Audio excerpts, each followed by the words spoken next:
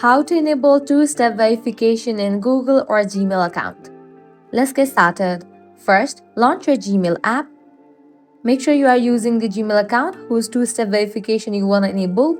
Now click on the profile icon given at the top right. Click on the option Manage your Google account.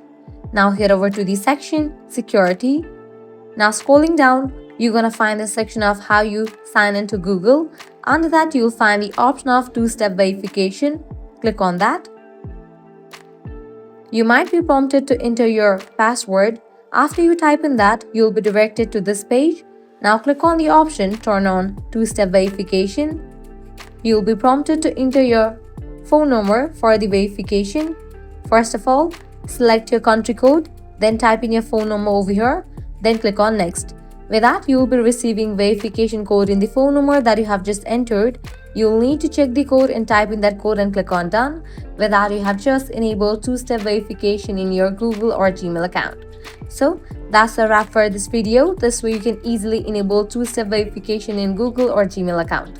If this guide was helpful, do not forget to like, share and subscribe to our channel. Thanks for watching.